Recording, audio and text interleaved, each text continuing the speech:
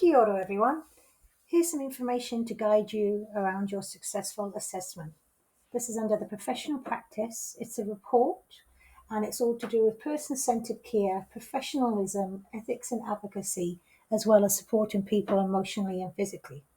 So how it works, you watch a video a few times, and then there's basically questions on there. All the information you need, plus extra resources, is here as well. So resources for Richard's story, and then resources for ethics. Okay, I will have this open for you as well on Thursday. So once we've watched the video, we need to answer the assessment. There is assessment template if you need to use it, and like a checklist as well. But otherwise, there's quite a bit of readings that we want to do. There was described the physical and mental emotional well-being that are important to Richie's recovery. So once you've watched this movie, this small YouTube clip, after Richie had the stroke, what actually was important to him physically and what was important to him emotionally. So music is a big thing in his life. He talks about wanting to go to the toilet independently. He talks he needs to go back to work to make money because that was his goal.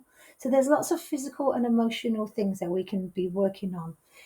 We'll be working on this in class, and it makes much more sense as we have lots of resources around that and to understand it. The other part of it then is describe 3 principles of person-centered care that we do need to consider Richie and Hefano. Okay, so there's lots of resources here. There, I'm going to click, if you click in there, this is a fantastic resource. What is person-centered care principles and definitions? So in your assignment, you will be looking at introducing what person-centered care means in health. Then you can pick up some definitions from this website here. Here's some definitions. And then picking one or two of the three, is it 3? Picking 3 principles of person-centered care, relate them to Richie's recovery. Dignity, experience, understanding their goals, confidentiality, and coordinating the care of everything else that he needed. Excellent. There's health literacy, little bits of reading here, which is great for understanding how to talk to clients and family. When we go person-centered care approach, there's another PowerPoint that you can go through that explains a lot more about person-centered care. If you want to go through there, all available on the website as well, on Moodle. So lots of resources. And this is the one I'll be going through over in class as well. So going back. So resources for Richard's story. That's where we found all the information, if you have a look there.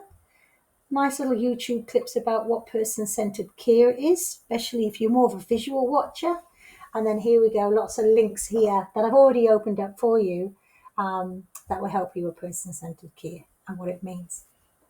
The last one then is you have to describe 2 ethical principles you will need to consider when caring for Richie. So the ethical principles, Tiana will be teaching this on Thursday, ethics and advocacy in healthcare.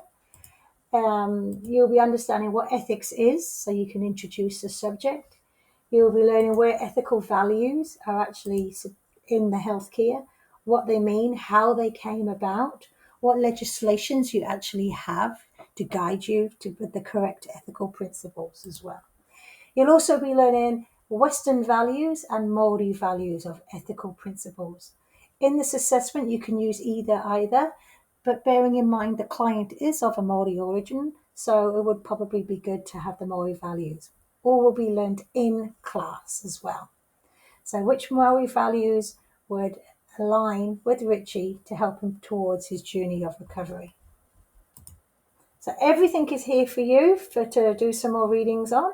I'll just go to what you will find this video on assessment resources. I'm going to put a voiceover. There's a template checklist as well to make it even more straightforward for you. Here you go, 2 to 3 A4 pages plus a reference page. Worksheet filled out in class will help you with all these answers below. Just have to know, make it flow and logical. So an introduction. What is actually this report, this assessment about? What are you going to gain from it? What key points will you cover? That's not in the word count, okay? So describe what well-being means in health. What does well-being mean? Describe physical aspects that are important to Richie's well-being towards his recovery. Not what's important to you, to his recovery, to him. Okay, so physical, mental, and emotional aspects, which we'll do in class. Why are they important? 15 marks. Then we go on to person-centered care. So you need to have a little tiny introduction of what person-centered care means. Then you need to research 3 principles of your choice. Probably go back to that website where you found it. And how are you going to apply each principle to support Richie and his family in his recovery as well? 15 marks. And then the last block, introduce ethics relating to healthcare. So you talked about those values on that PowerPoint. Pick 2 ethics that you think is valuable to Richie's recovery. So ethic principle 1, whatever it might be, how is that applied to Richard's care? So what does it mean? How does that relate to Richie's recovery and Richie's care? Excellent. It's very straightforward if you're actually there on the day. It's a nice assessment, although it is worth 40 marks. Conclusion, just a small conclusion at the end. How is his learning above taught you to enhance the client's recovery? What was important? And then don't forget in-text citations and references on a separate page. So for in-text citations, if you were to use this one, your in-text citation, basically there's the date and the year, okay? And there's the heading, what is person-centered care, principles, definition, examples.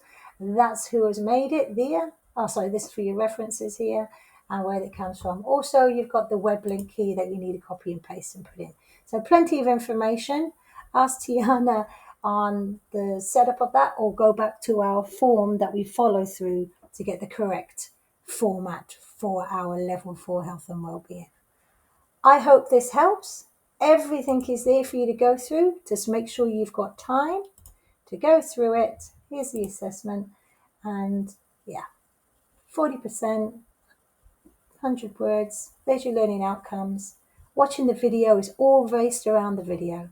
Here's your rubric, which I've broken down in that checklist as well. Excellent. Have fun in the sun, everyone.